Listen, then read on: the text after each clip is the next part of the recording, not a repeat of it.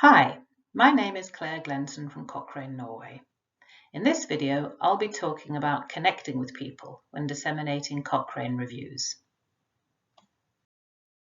The Dissemination Checklist Item 4 asks whether you have communicated to your target audience that this product is relevant for them. Sometimes it's obvious who your product is for. For instance, if you write a column for a nursing journal about new Cochrane reviews, it's probably not necessary to make it explicit that your target audience is nurses. But for a lot of other products, it may be necessary to help the target group understand that this product is meant for them. One way of doing this is to state explicitly who your target audience is. So in this policy brief, there's a side box that has a heading called "Who is this evidence for?" and where they've stated that this is directed at policymakers. You can also indicate more subtly who your target audience is. So in this same example, they've also added the logos of organizations the target audience is likely to recognize and see as relevant to them. In this example, which is directed at smokers, the authors have indicated who this is for by talking directly to them. So you've managed to stop smoking, which is another more subtle way of indicating your target audience. Checklist item 7 asks whether you have shown that the evidence involves real people. The evidence from systematic reviews focuses on groups of peoples rather than individuals. And the individuals that make up this evidence are lifted out of their contexts in order to make generalizations. This can make scientific evidence seem lifeless and impersonal. So it can be worthwhile to think about how we can show our target audiences that this evidence involves real people.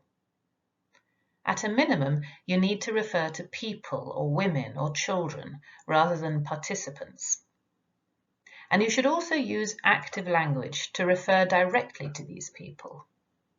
So you should say that women had home births had more of something instead of home births led to more. Another way of placing the individual back into the evidence is to use pictures or stories. But you need to think carefully about whether the picture or story that you're using completely reflects the evidence. So your picture or story may show a person who has had a good or a bad experience of the treatment, whereas the review may show more mixed results.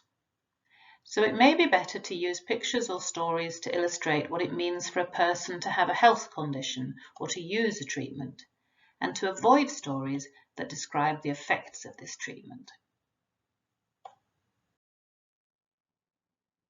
It can also be useful to remind your target audience that real people prepared the review. So try and refer to the review authors and not only the review. You could also consider using names or pictures or stories to describe who the review authors are and their motivation for doing the review or their thoughts about the review. In this presentation of a Cochrane review, we read about one of the children with the condition in question, and we also read about one of the review authors. And there's a picture of both of them. In checklist item 15, we ask where the topic or findings may be upsetting or controversial or disappointing, have you handled this sensitively? It's important to remember that topics or findings from Cochrane reviews can have an emotional impact on people. Some topics can be upsetting to read about, such as stillbirth, and other topics can be controversial, such as abortion. Reviews that show that a treatment has little or no effect can also be disappointing to people, particularly for patient groups with few options open to them.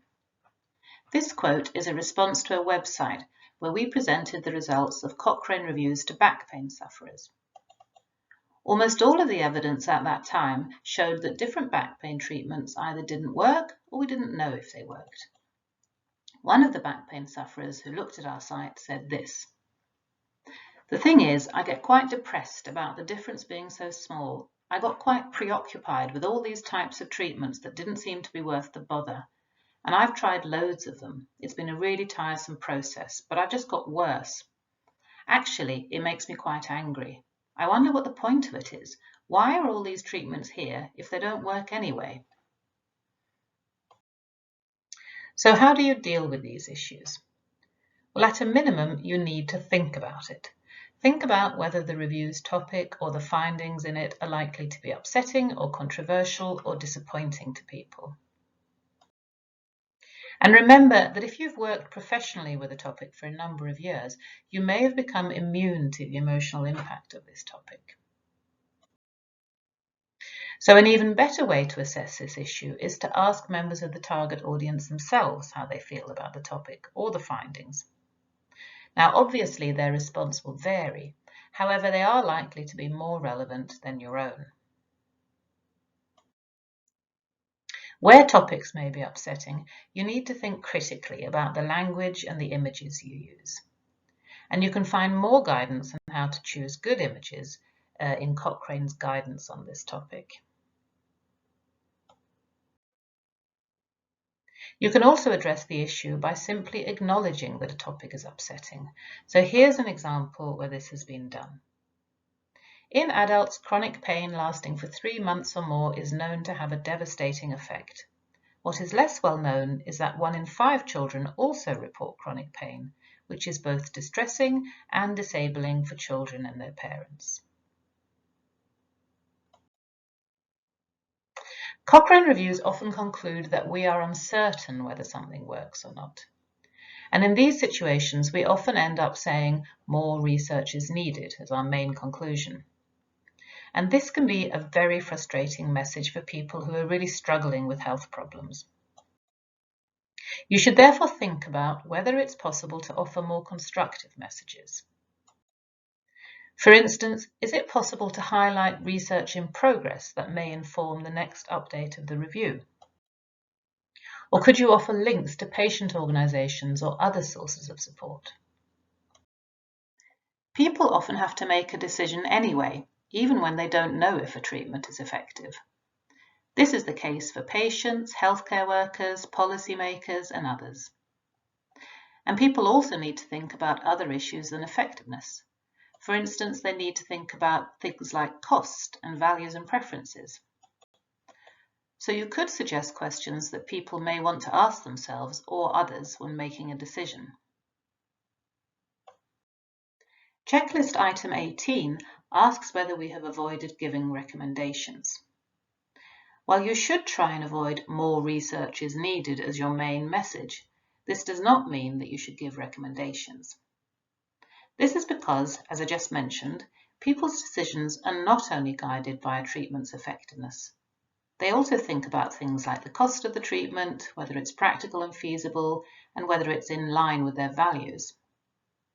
The aim of a Cochrane review is therefore to provide the best available evidence, but to let people make their own decisions. So your dissemination product also needs to avoid making recommendations. However, people sometimes expect these from dissemination products because this is what they're used to seeing. So they may therefore interpret statements about effect as recommendations. So it may be helpful to make it clear that this is not part of your product. In this example, we've written in a sidebar that recommendations are not included. This was video 8 in a series of videos about Cochrane's dissemination checklist. And the easiest way to find this checklist is to search for it online. Thanks for watching.